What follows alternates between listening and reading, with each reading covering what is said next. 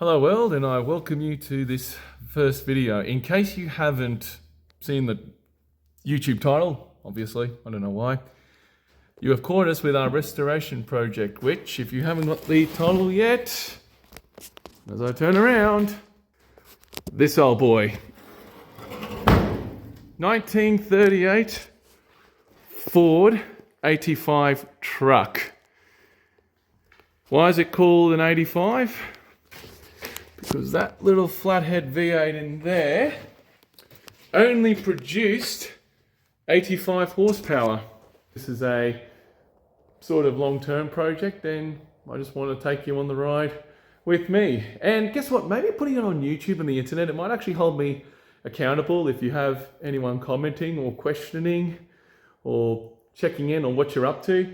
It's a bit of an accountability one. Who knows? It might take me 10 years, which will bring me to 2035, or even it would be its 100th birthday in, 2038, but I don't want to be that terrible. And where does this project go? I don't know. How long will it take? Well, I just told you, I don't know, but just put the time in, and just here it is to take you on the ride. And guess what? Even if you are doing up one of these, why don't you reach out? So as I stand in front of this 1938 Ford truck, you're probably thinking, well, where am I? Well, I'm on the northern tablelands of northern New South Wales. And I think I should give you a little bit of the backstory behind this truck, and we'll go for a quick walk around. So this truck has the flathead V8s, very famous motor, all alloy heads, but iron blocks. And the anomaly with this Paul one is some of the threads were getting stripped, and you can see your 6-volter in there. But actually, believe it or not, the motor, it still turns. I'll see if I can get it to turn. Yep, there you are. Look at that down there. So it's not seized to buggery. There you go. So, who was my grandfather? He was the son in Milton Reeve Goddard in Hernani, and this was before smartphones and iPads and Wi-Fi.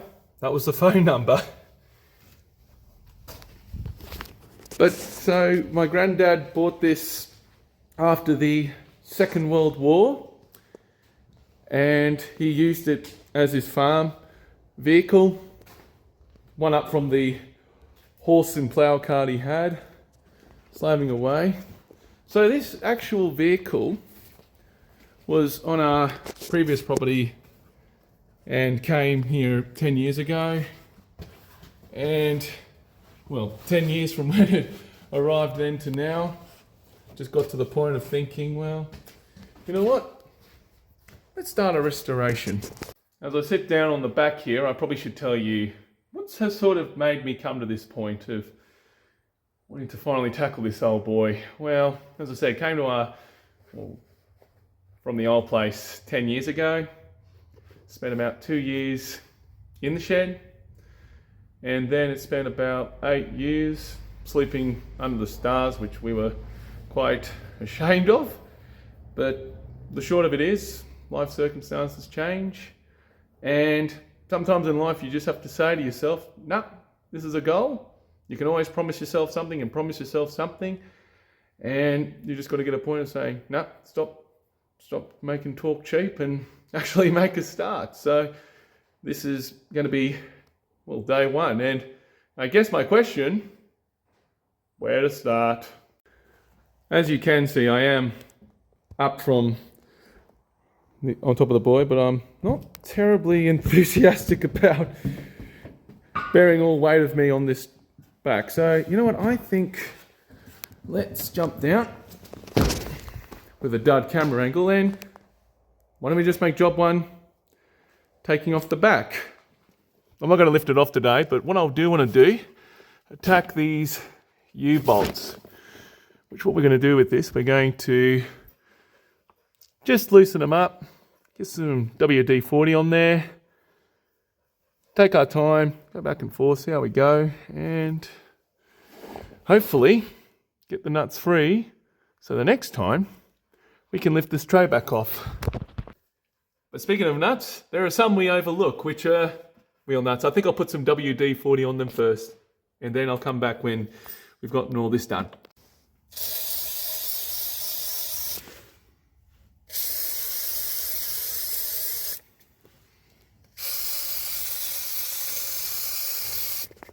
You know what they say? A little bit of lube makes everything move. Just applying lather on these nuts here. It may not look like it's doing much, but guess what?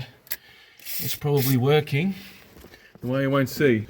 And guess what? You can even leave this for a week before trying to attack a rusty bolt like that, and particularly with your wheel studs. I'm not terribly enthusiastic on snapping or stripping threads, so I'll leave that assignment as it is. So as it turns out, having a look under how tray back is held, it's basically 2 U-bolts behind the chassis, which I'll see. Yep, you got actually there. Yep, so right there and right at the back. So you've got 2 of them on this side, 2 U's, and 2 over this side.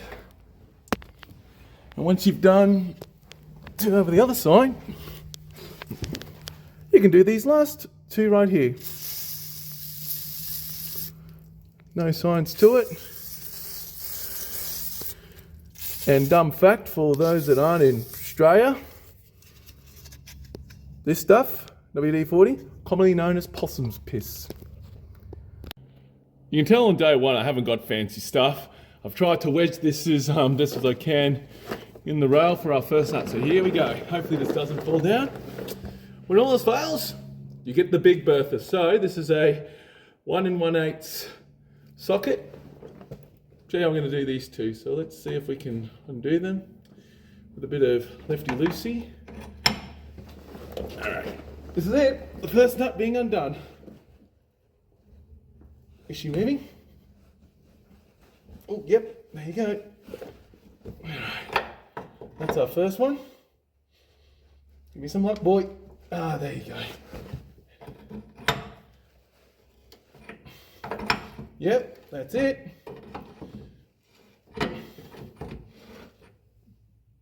That went smoother than expected, look at that.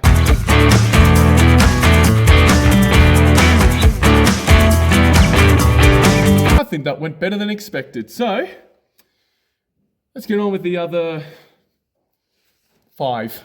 As I've done 5, 4 of which were hard, but the first one was easy. But must be as I go to the last one, it's rather easy. Get to the last frame bolts, which actually have come undone rather easily. In fact, they've come off the song. Must be they get camera shy, I don't know, because my first, what?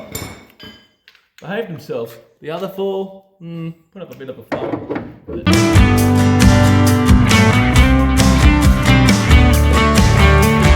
Also rotting wood.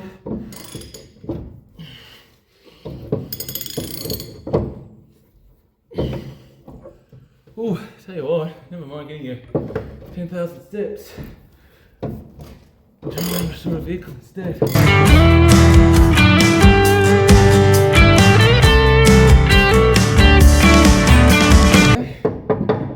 Alright. Done. And the only upshot of this exercise, I want to tell you, anyone doing a big vehicle, give yourself a big combination set of sockets, a wicked ass ratchet, and a wicked ass breaker bar. And when the breaker bar isn't enough, swing it with a bit more persuasion. You know, for anyone who's done a vehicle restoration in the past, and there's that really sweet smell of WD-40 and rust.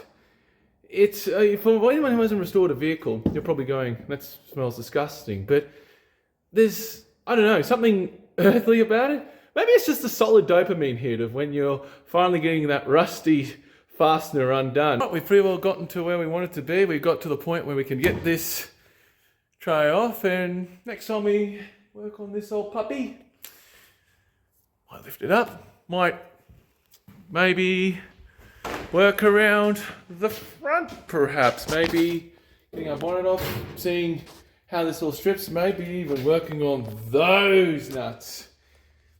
I don't know, you have to wait and see, but till then, thanks for watching and we'll see you next time.